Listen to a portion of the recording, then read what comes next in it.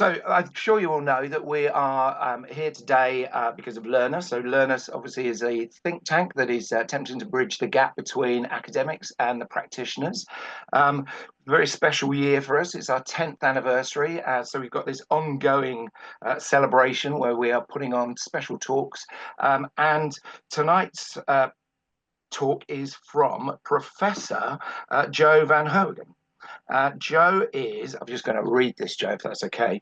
Joe is currently Professor of Development Psychology and Education at University College London, the Institute of Education specifically, and she is Academic Head of Research for Psychology and Human Development. And Joe is very kindly going to be talking to us about raising educational outcomes for students with SEND needs from primary through to secondary, I believe. So I think, Joe, you're going to talk for 40 minutes or so. So if it's okay, over to Yeah. you. Very Thank much. you very much, Jeremy, for that lovely introduction. Thank you so much for Learners to have me here today, because what I really try and do is to kind of bridge that gap between research and practice. So when I talk about special educational needs and disabilities, or SEN, I know there's different acronyms being used, SEND or SEN, but I follow the classification from the Department for Education. So we talk about students who might have various needs. We talk about 4 categories of needs in terms of students who might have communication and interaction difficulties, such as those who are on the autism spectrum or have speech, language, and communication needs. Those that have cognition and learning difficulties, that includes those with learning disabilities such as dyslexia and dyscalculia, but also those who have neurodevelopmental conditions such as Down syndrome or Sotos syndrome and other, lots of different syndromes. And the third category, we kind of see students who might have social, emotional, mental health difficulties. That includes those with ADHD or attention deficit disorders, as well as social, emotional, and behavioral difficulties. And then last but not least, it's students who might have physical or sensory needs, such as blindness, vision impairment, hearing, and deafness. So within the UK, we know that there is a significant proportion of students who have special educational needs. And there are 2 ways of thinking about this. We have students who have special educational needs that can be supported in the classroom, and that's about 1,183,384 students currently, or it's about 13% of the school-going population. And then there's a smaller group of students for whom they need significant additional support, and what we call as students who might have an education, health, and care plan. And that's currently 4.3% of the population. So when we talk about students with SEN or SEND within the UK, these are quite large numbers of students that we're currently talking about. And the reason why my research focuses on these students is because there's a number of studies that have now shown that students with special educational needs and disabilities have lower educational outcomes than compared to those without SEND. So a study by Sam Tuckett, for example, at the Education Policy Institute, has shown that when we talk about gaps in months, we see that students who have an EHCP, for example, have a significant gap in terms of outcomes, and this is at age 16 at GCSE level, compared to those who might not have an EHCP. And the same is true in terms of where we talk about gaps in grades compared to gaps in months. We also know that this gap is becoming larger as a result of the COVID-19 pandemic. Now, this is at age 16, but we know that actually these gaps already start to occur much earlier than that. So this is very recent data from the University of Durham that looked at the national pupil data and looking at primary school. And especially if we look here in the second table, which is looking at maths outcomes, this number signifies the difference between students with special educational needs and those compared without special educational needs. And as you can see, the gap for mathematical outcome continues to increase when we look at SATs outcomes, for example. But across also reading and general performance, we see that there is a gap between those with SEND and those without. And even earlier, when we look again at the early years foundation stage profile, we can already see that there is kind of a gap. So when we talk about how many students or pupils at that time are reported as meeting the teacher assessment targets, we kind of see that students with SEND are less likely to meet the targets for reading, for writing, and for maths compared to those who do not have SEND, as you can see here. And that this number, in this analysis seems to be stable, but we know that as children then grow, it becomes, it continues to grow over time. So these gaps are between students with SEND and students without SEND, when it comes about educational outcomes, is there from a very early age onwards, and it continues throughout their education and actually becomes wider as they continue throughout their academic years. Now, what are then the kind of challenges? Why are we not closing these gaps? Well, one of the kind of challenges relates to what do we know about learning in these groups? And actually, there's a lot of research around special educational needs in terms of, phonological deficits. We know that those are core in terms of dyslexia. We know there's a lot of research that has looked at theory of mind or social reasoning in autistic populations. We also actually know quite a bit about very rare neurodevelopmental conditions. We know a lot in terms of their behavioral profiles, about maybe subtypes. We know quite a bit about comorbidities, at what age we can see difficulties, and a lot of research in autism and ADHD kind of focusing on how early can we start to see these difficulties. So there is a lot that we know already. Yet what we do see is that there are significant gaps within the research when it comes to these kind of populations. In a recent study with collaborators, we looked at a systematic review of what research is out there for people with Down syndrome, Fragile X, and Williams syndrome. The reason we focused on these kind of three particular conditions is because they're easy to identify within the literature, and the literature is not too broad yet that you kind of drown in thousands of papers. And I'll give you an example of research later on where we almost drowned. In this one, we focused on these three genetic conditions, and what you see is across these three genetic conditions, we know quite a lot about co-occurring conditions. So 23% of the studies focus on that. 22% of the studies focus on cognition. So what does, their abilities, their cognitive profiles look like? But then where we see significant gaps is, for example, about lifespan issues. Only 1% of research studies actually look at lifespan issues or societal issues.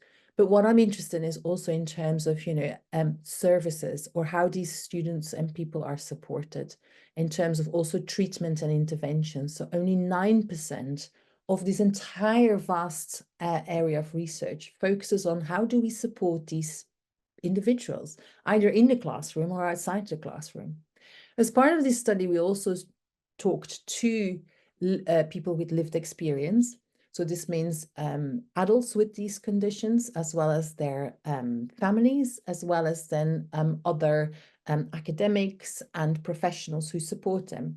And if we look at what is their top score in terms of where do they want to see more research being done, it's about this treatment and interventions. And then also around mental health and medical issues and opportunities for adults. But treatments and interventions is the key one there.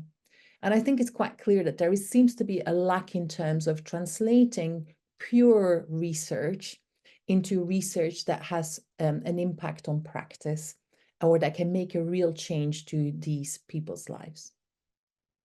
So that's the first gap.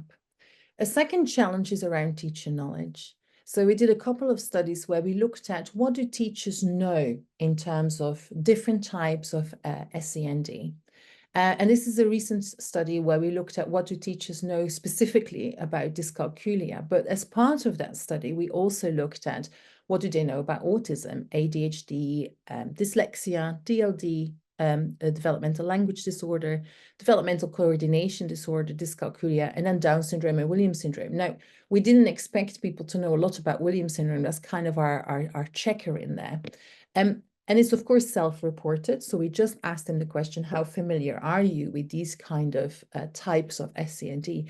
And as you can see, the majority reported that they're quite familiar with autism, with ADHD, with dyslexia, but there's a number of other conditions, such as developmental language disorder, developmental coordination disorder, and also dyscalculia, where teachers are self-reporting that they're kind of not so familiar with these types of SEND. In earlier studies, we kind of broadened this already. Again, we were looking at very specific neurodevelopmental conditions, because we know these profiles quite well. We know from the research that, there's a number of research that's looked at the cognitive profiles of children with Down syndrome, autistic individuals, and then we also looked at, again, students with Williams syndrome as a kind of a control because it's a rare genetic condition. We wouldn't expect professionals to know a lot about it. And what this study highlighted was that professionals do have a lot of knowledge in terms of these specific neurodevelopmental conditions, especially autism. But what was lacking was this kind of the teachers being able to say, not only say, this is what is autism, but also around what does this mean within a classroom. So again, translating these cognitive profile in terms of very specifically identifying the less phenotypical difficulties that these children might have. So for example, we know that autistic students might have problems around social recognition or social development. But we also know from literature that some autistic students have significant difficulties with mathematical abilities, for example, or that they might read in a much earlier age using different, not so much relying on phonological awareness, so using a direct reading approach. And in this study, we included teachers as well as professionals, educational psychologists, and they weren't always able to kind of pick up on these less phenotypical difficulties that these groups of students might have. So we know that there's a persistent gap, the research practice gap, and we know that learners here are trying to address this gap as well. And when it comes to special educational needs, there is a significant study that was done in Wales where Pigram and colleagues looked at the interventions. These were targeted interventions that were used in schools to support students with special educational needs and difficulties. And they identified 138 of different interventions that are used across these different schools. So it also shows you how many different interventions are being used in different schools.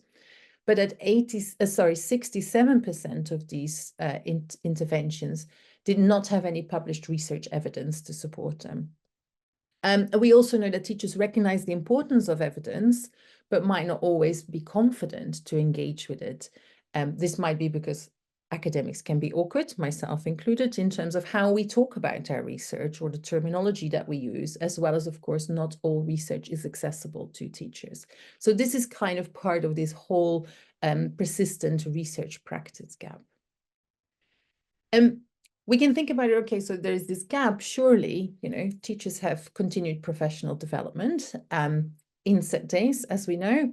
And so surely as part of that, they can address issues around SEND. A few years ago, we did a large survey of school staff that included 1,178 different members of school staff from mainstream and special schools, but including leadership as well as SENDCos, as well as teachers, as well as TAs, etc.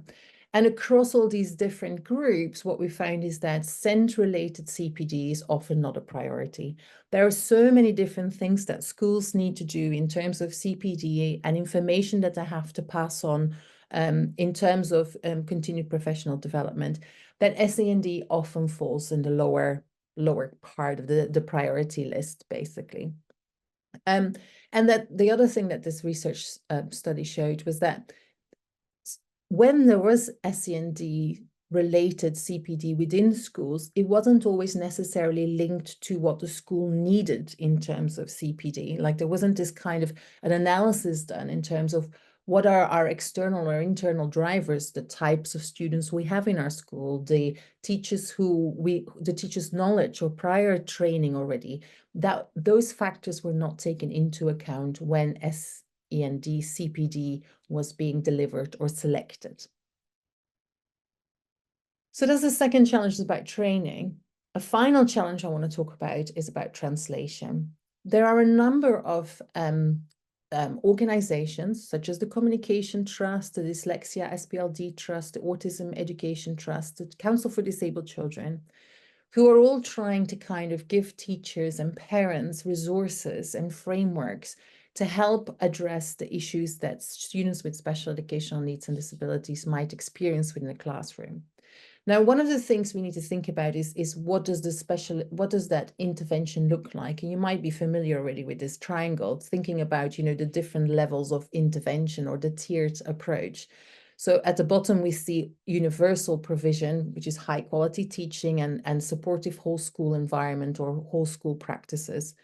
But then, of course, some students might require more support, and that's then delivered in terms of targeted interventions that might be delivered at a small group. And then you have the final one, which is the very specialist support that when we think only a smaller group of students with needs, which is more than delivered than on a one-to-one, for example.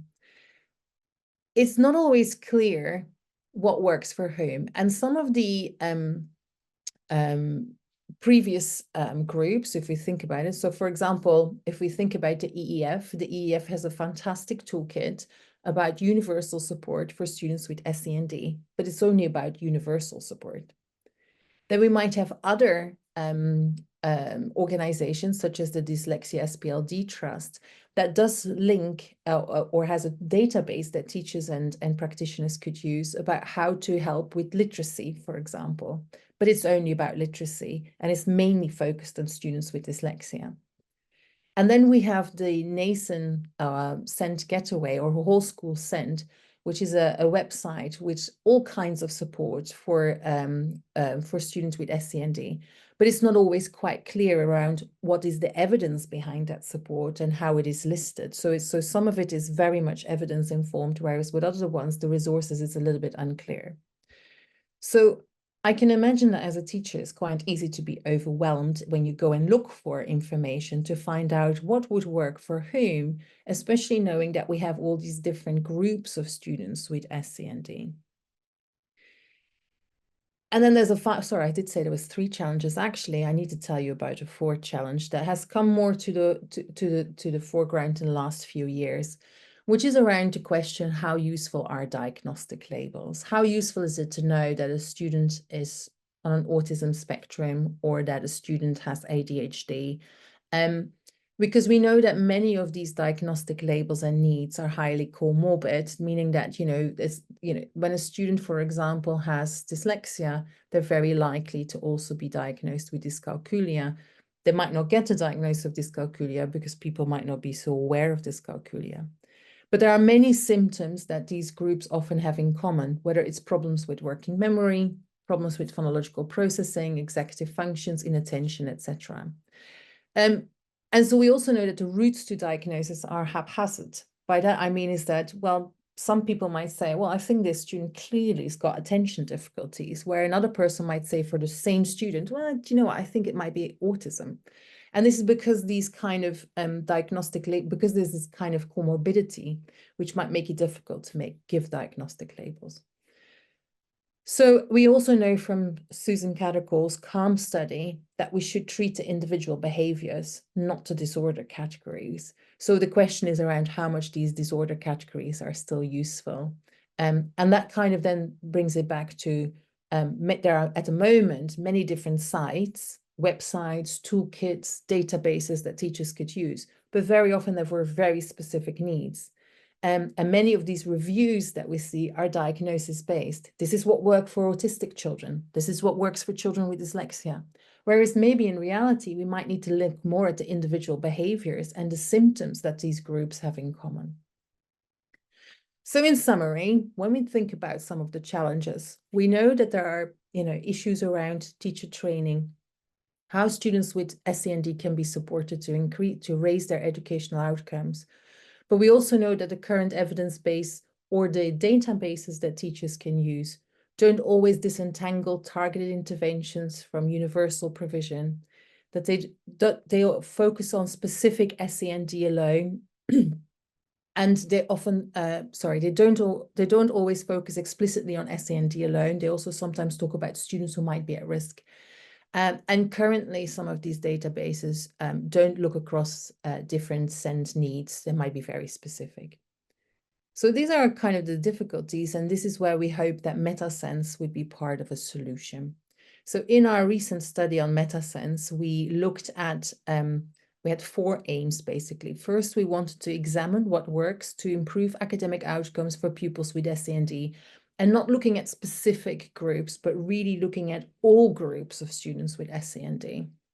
And to look at very much at targeted interventions. So which targeted interventions work best to improve academic outcomes? And then to look at what do these interventions, what do the characteristics of these interventions look like, and how are they associated with maybe greater effectiveness? And is that then specific for SEND groups? Do we still need to bother about diagnostic labels? We then also, of course, are interested in identifying any gaps within the research, what evidence is missing and for whom, and which types of new interventions should be developed, and evaluated, and for what SEND categories. But of course, very often when we speak about interventions for students with SEND, a lot of people say, yes, there's research out there, but it's of low quality. And actually, although that's said a lot, there isn't kind of clear evidence that this is the case. So we also wanted to, in our study, look at the methodological issues and to kind of see if there are any issues with the studies that are being conducted. Is there high quality research out there? And if not, can we make recommendations for future intervention evaluations? And last but not least, we wanted to develop something that could be used by educators. But in order to create something that can be used by educators, we also wanted to examine what do educational professionals currently, how do they select targeted interventions? What are current barriers to using some of these interventions in a classroom? And if we're going to build a toolkit, what should that toolkit look like and what should it do? So within our MetaSENse study, we had 3 phases. In our first phase, we looked at what the evidence is out there. So we did a systematic review, followed by a meta-analysis of targeted interventions that raise educational outcomes for different students with SEND aged 4 to 25. We used Prisma guidance, best practice for systematic reviews and meta-analysis. We also pre-registered our protocols and the framework, but also our results are all on the Open Science Framework accessible. It's embargoed at the moment, but it will be released later.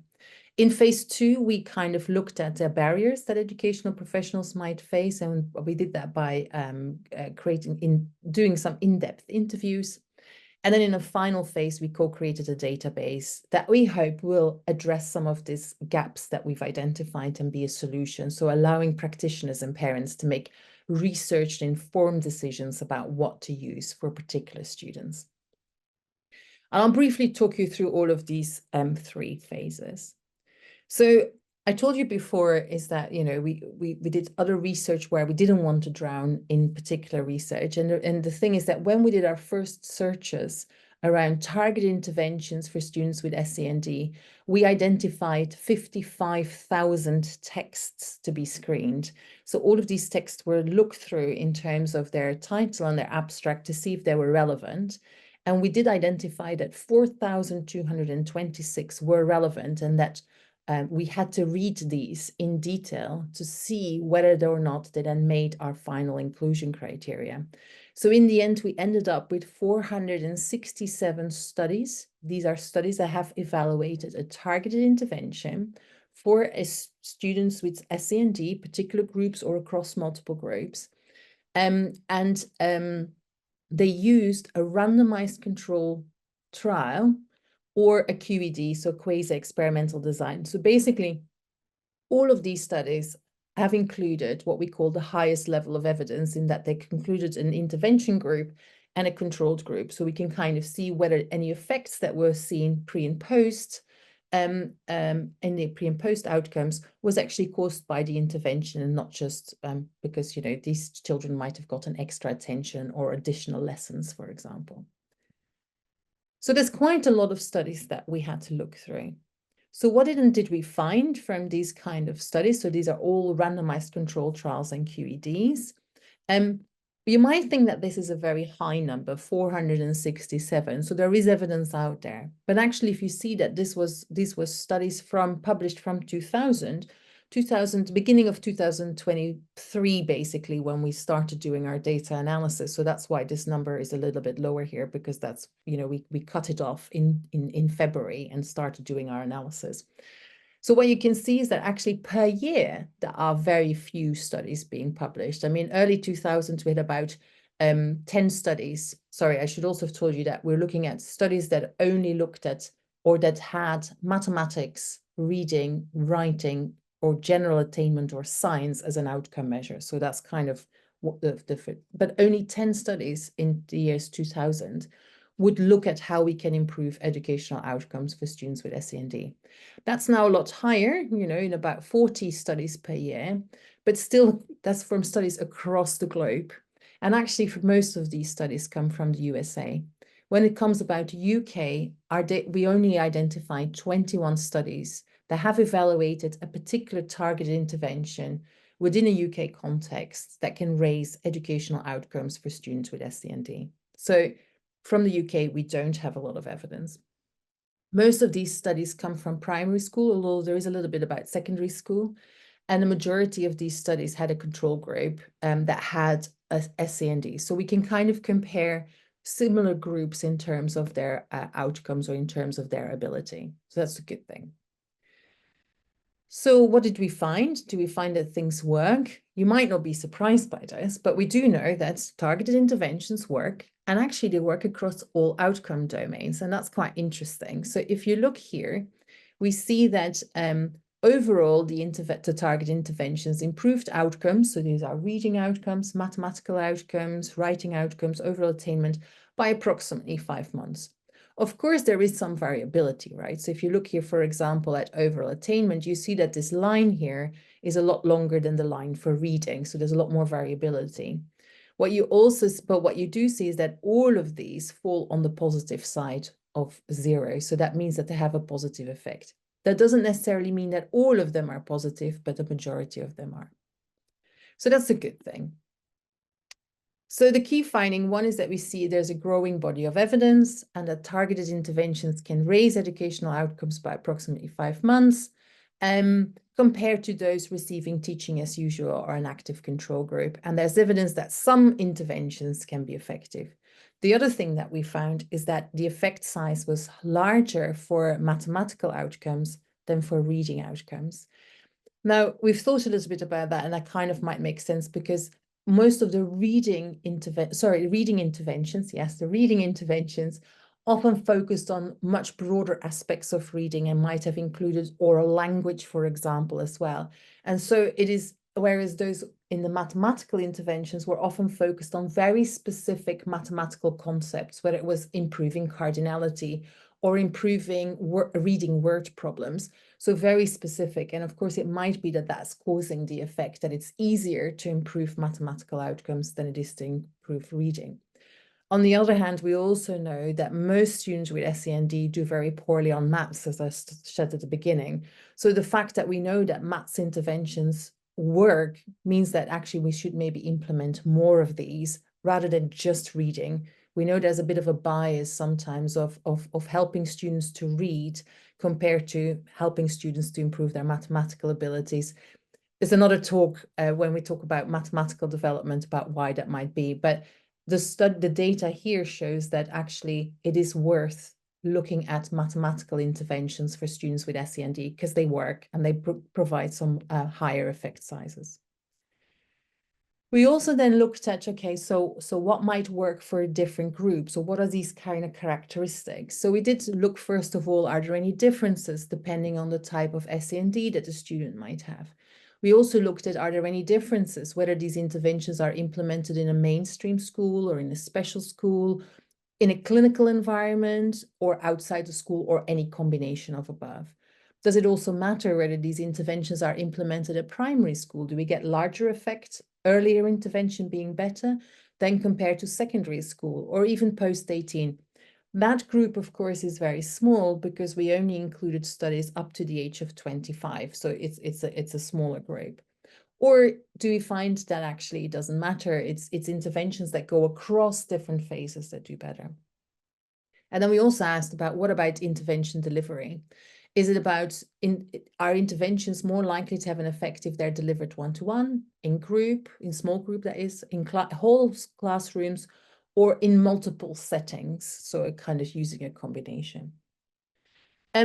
So when we talk about SEND, what we find is that interventions work for specific learning difficulties. If we look here again at our dyslexia, very strong evidence that interventions work for dyslexia, and we had lots of outcomes here to compare. Also for mathematical difficulties. Then we see that for other groups, there is kind of more mixed evidence, because actually some interventions are very negative, whereas others are more positive. So looking here, for example, at Down syndrome or autism. And for some of the groups, as you can see here, like severe learning difficulties, there is a lot of variability, but also we have very few studies or very few outcomes to look at and to compare to. So there's definitely some gaps in the research that need to be addressed. Other findings related to this kind of differences is that we also found that the type of setting in which an intervention was delivered, whether it was mainstream or special, had no effect on reading and writing. But students who are in mainstream schools showed larger positive effects for mathematical outcomes than those in special schools. Now, again, at the moment, our data doesn't allow us much insight as to why that might be, but one of the potential explanations could be that students who are in special educational needs schools might have more significant learning difficulties, and maybe mathematical development is harder to improve for these students. Most of our interventions, not ours, most of the interventions we found are have a very short time span, so only about 12 weeks. And it might be that for those students, that 12 weeks of intervention is just not enough to improve their mathematical abilities. What was interesting, though, is that intervention effects did not vary according to delivery. So whether interventions were delivered in small classrooms or one-to-one, there were no differences there. Now, that doesn't mean that any intervention can be implemented in any kind of context. I mean, of course, it might be that some interventions do need to be delivered one-to-one, otherwise they don't work. But in general, it kind of suggests that we might be able to see if some of the interventions that are currently delivered one-to-one could actually be delivered in smaller groups, therefore widening the number of students that can be or that can benefit from these targeted interventions. So what it means is that when we look at two interventions, we know that the type of setting for reading and writing doesn't matter so much. We also know that when it comes to small group versus one-to-one, again, that might not play a role in terms of when you have to choose between different interventions. What we did find is that research needs to become more targeted. So we see that in terms of improving outcomes for SEND, some of the data is skewed. Most of the studies focus on reading interventions. Very little is known about particular SEND groups, especially if we're looking at groups other than dyslexia and reading difficulties. We also see that there was a bit of a gap when it comes to interventions and for knowing what works in secondary school. But overall, I think there is quite interesting that we found so many targeted interventions. And so many intervention studies that are of high quality, really, in terms of most of the studies we found had a moderate to high quality. But of course, when we look at the UK, we see that there are more trials needed, and also maybe more larger trials, because most of the intervention studies we've seen included less than 50 participants, so they're quite small. So now I want to move on briefly to what the interview showed us. So we did do online interviews that lasted 35 to 45 minutes with various educational professionals. So this included teachers, teaching assistants, deputy heads, head teachers, as well as SENDCos. And all our interviews or interviewees were asked to reflect on the targeted intervention approaches that they use in their schools, how they arrived at these approaches, who chose them and why. Did they use any evidence when they chose them? Did they use any evidence when they implemented them? Do they use any data to evaluate or monitor what works or what doesn't work? And when do they review these approaches? And then we also used some follow-up questions. So we used some thematic analysis to look at this qualitative data. And we identified a couple of main themes. And unfortunately, I don't have time to go in a lot of detail about and quotes about what all of the teachers and professionals told us. But what they did tell us in summary is that there were a couple of issues related to research evidence. And one of the things we saw is that educational practitioners have a varied understanding in terms of what is in research-informed practice and how to go about it. So whereas some teachers said, well, I would love to read systematic reviews, but I don't have access to it, so showing an understanding of what systematic reviews can do. Others would say like, well, I just, go to Twinkle and see what's out there, and then I use that, which, doesn't necessarily have any research evidence related to it. Barriers, of course, were around access to the research, but also around understanding the evidence. So people saying things like, well, I might have access to research papers, but I would not know what to do with them or how to read them. Or we collect data in school about interventions, but I don't know how to analyze or use that data. But all practitioners mentioned the need for a trusted source of research evidence. So they all mentioned, so we know that the EEF is really good for evidence around what works for mainstream, typically developing school-going students. But, when it comes to SEND, I'm not quite sure where I would find the evidence related to what works. In terms of intervention approaches, they welcomed a variety of approaches, but they all stressed the fact, and you won't be surprised by this, that they wanted interventions, although they were targeted and therefore often follow a specific intervention pattern and rules and system, they wanted that to be flexible so that they could adapt it to the needs of individual students. And here we saw some differences between what mainstream schools versus special schools said. So mainstream schools were more likely to have or prefer something that could go off the shelf, whereas special schools really stressed the idea that these targeted interventions had to be adapted, had to be more flexible. But of course, they didn't want interventions that required a lot of training, because that would come with time and cost and other resources implications that wouldn't be useful. There were a few differences between educational practitioners overall, but as I mentioned, flexibility was greater for primary than for secondary school staff. We could maybe talk later on as to why that might be. And so it's important that those who are developing policy and training keep these differences in mind in terms of differences between mainstream versus special and primary versus secondary school. So in terms of our key finding from the MetaSENse study is that practitioners experience barriers to implementing interventions, especially also around staying, fidelity, staying true to the targeted interventions that they are implementing. But that they also showed some difficulties in terms of using rigorous methodologies to evaluate what works and what doesn't work. So understanding that just observing something with your own eyes doesn't necessarily mean that it worked, because a student might show an improvement in their performance because they feel special, for example, and that there is a need, when we look at what works, to look at control groups and randomized control trials as that. And practitioners mentioned that they would benefit from access to research as well as research literacy training. So in order to address this, we developed a toolkit, and you can via the QR code access our toolkit called MetaSENse. It's on the website for the Center of Educational Neuroscience. And the best thing I can do is, if we have time, I might not have time, I might not have time, but you can access the videos of how to use the database by viewing some of the videos. So the database allows teachers to, for example, say, I want to improve my students' mathematical abilities, and these students are in Key Stage 1. The database allows you to tick, I want to improve mathematical abilities and or reading abilities and or writing or science, although we didn't find a lot about science.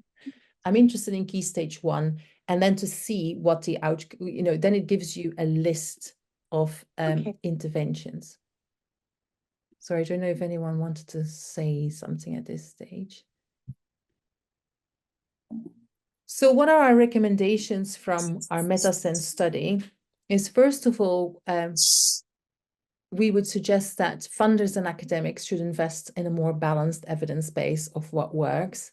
It was also interesting that what we found was that there's a gap between what is being evaluated in research and what are the interventions that are actually being used by educators. So this is where we might need to close the gap again, not just evaluate interventions that we as academics think are interesting, but especially evaluate the interventions that are being used within classrooms. And that means we need to think about more increased opportunities for collaboration between researchers and educational practitioners. I'm always happy when educators come to me with either questions or tell me, Joe, you know, we're using this in the classroom, in the school. What can we do to evaluate this intervention to see if it works or not? It's you know, time and money is always an issue, right? So it's about how do we create these collaborative opportunities so that research and educational practitioners can come together and look at what's happening in classrooms. Policymakers and higher education providers should ensure that practitioners have more training and an initial teacher training around evidence and what works in classrooms more generally. So how do you evaluate what works in a classroom? What does an evidence base tell us? Not necessarily knowing what is a t-test and how to do statistics, but at least understanding what do different control groups tell us in terms of what works and what doesn't work. And we think that policymakers should establish a new database on the outcomes of SEND interventions. One thing that came out of our interviews was that teachers were all saying, we collect a lot of data at different time points about how students are making progress when we put these targeted interventions in place. When we then ask questions around what do you do with that data? Do you ever collate all of that data across different school years and look at it? The answer was very often no. We look at it as one child at a time. And so the question is, how can we start working with that data? Because that would be a really efficient way of closing some of these research gaps, basically. So to wrap up, I want to say a little bit more about how can we raise educational outcomes for students with SEND. So we know that the educational outcomes for students with SEND are lower and that the number of students with SEND continues to grow. Getting clear evidence of what works, and this is especially targeted interventions, so we're talking about tier 2 and tier 3 interventions, is difficult for some groups. There are clear gaps. We still have some work to do there to kind of find out what works for these specific groups with SEND. We need to look a lot more about how can teachers access the evidence base, how they can access about what works. But we hope that the MetaSENse database and that we've created so far will be a starting point. It's not the end though, because we only looked, for example, at educational outcomes. We only looked at mathematical outcomes, reading, writing, and etc. We would like to expand on that. We'd like to expand on that in terms of what do we know about behavioral interventions? What do we know about attention interventions? What do we know about preschool interventions? Because we weren't able to include all of that because we were a bit overwhelmed by the number of studies that we found. But we should also maybe look at what are the critical components of these targeted interventions, because at the moment we've looked at such a broad spectrum of interventions. It's a little bit difficult to say now what works best. In order for us to do that, we should really look at how these interventions maybe included feedback, how they included leveling, how they included, did they use some individualized learning through using digital approaches. So we've identified the framework we want to use to do an analysis around critical components and hope to start that in the near future.